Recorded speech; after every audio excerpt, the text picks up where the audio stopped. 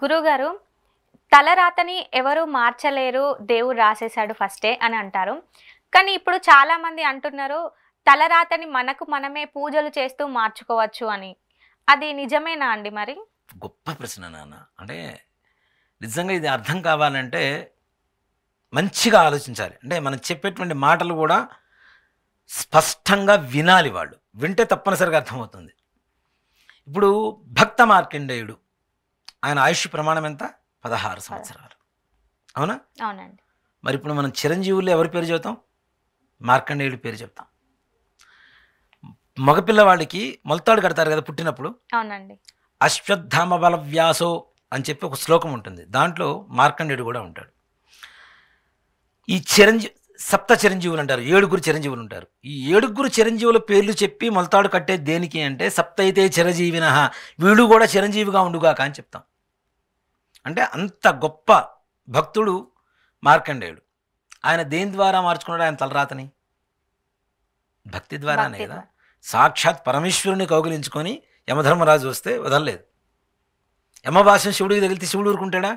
ఊరుకోడు. ఏం చేశాడు? యముడే వెనక్కి పంపించేశాడు. మరి సతీ సావిత్రి ఆయన చనిపోయాడు కదా, భర్త ప్రాణాలు తీసుకొని వెళ్ళిపోయాడు కదా యమధర్మరాజు. ఆవిడ పతిభక్తితో తెచ్చుకుందా లేదా? ప్రాతిపదికంతో తెచ్చుకుందా లేదా?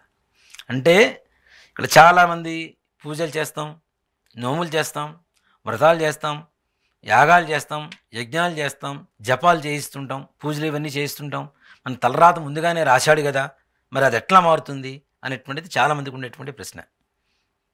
ఇప్పుడు నేనున్నానన్న, నాకు హెల్త్ బాగాలేదు, భగవంతుడు నా ఆయుష్ ఇంతే రాశాడని చెప్పి కూర్చుంటానా? హాస్పిటల్కి వెళ్తానా? హాస్పిటల్కి వెళ్తారు.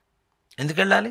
భగవంతుడు ఇంతే రాశాడు కదా, వెళ్ళొద్దు, ఇక్కడే కూర్చోవాలి కదా కదా. కానీ హాస్పిటల్కి వెళ్తానా లేదా? హాస్పిటల్కి వెళ్ళడం ద్వారా బతుకుతాను కదా. అవునండి. తప్పనిసరిగా ఇక్కడ ఏంటంటే మనం చేసేటువంటి కర్మ ఏదైతే ఉందో మనం చేయాలి తప్పనిసరిగా. భగవంతుడు ఈ జపం ద్వారా, ఈ యాగం ద్వారా, ఈ హోమం ద్వారా, ఈ పూజ ద్వారా, ఈ నామస్మరణ ద్వారా నీ జీవితాన్ని మార్చేటువంటి శక్తి నీ జీవితంలో బ్రహ్మరాతలో ముందుగానే రాసి ఉంటాడు. ఈ పూజ చేయి, నీ రాత మారుతుంది. ఈ పూజ చేసేటువంటి శక్తి నీకు ఇవ్వటం కూడా బ్రహ్మే రాసి ఉంటాడు తప్పనిసరిగా. కాబట్టే నువ్వు చేస్తావు, లేకపోతే నువ్వెవరు చేయడానికి, నేనెవరు చేయించడానికి? అవునా కాదా? ఇప్పుడు ఒక పండితుల దగ్గరికి వెళ్తారు, జ్యోతిష్యుడి దగ్గరికి వెళ్ళినప్పుడు ఏం చేస్తారు? అమ్మా ఈ గ్రహాలు బాగాలేదమ్మా, ఈ గ్రహాలు జపం చేయించుకోండి అమ్మా. గ్రహాలు జపం చేయించుకుంటే ఆయుష్ మారుతుందా అండి? ఈ గ్రహ జపం ద్వారా నీ ఆయుష్ మారాలి అని చెప్పి బ్రహ్మదేవుడు ముందుగా రాసి ఉన్నాడు. కాబట్టి నువ్వు ఈ జ్యోతిష్కుడి దగ్గరికి వెళ్ళావు, ఆయన సూచించాడు, చేయించుకున్నావు, నీ జాతకం మారింది. ఆయన చేయడం ద్వారా మారలేదు, భగవంతుడు రాశాడు ముందుగానే. ఈ పూజల ద్వారా, ఈ నోముల ద్వారా, ఈ యాగాల ద్వారా, ఈ నామస్మరణ ద్వారా, ఈ జపం ద్వారా నీ జీవితం మారబోతుంది. కాబట్టి ఇవి చేస్తే మారుతుంది. ఇది చేయడమా చేయబడం అనేది మనకన్నమాట. అర్థమైందని చెప్పింది మీకు? అర్థమైందండి. తప్పనిసరిగా మన జీవితంలో ముందుగా రాసి పెట్టుంటుంది. ఈ పూజ ద్వారానే వీడి ఆయుష్ పెరుగుతుంది. మనం అంతకుముందు చెప్పుకున్నాం షష్ఠిపూర్తి, ఇవన్నీ కూడా. అవునా?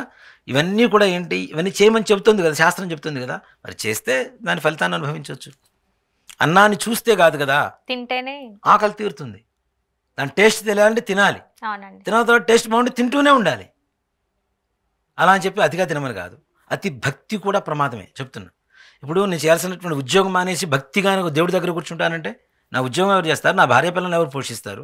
నాకు కావాల్సిన సౌకర్యాలు ఎవరిస్తారు?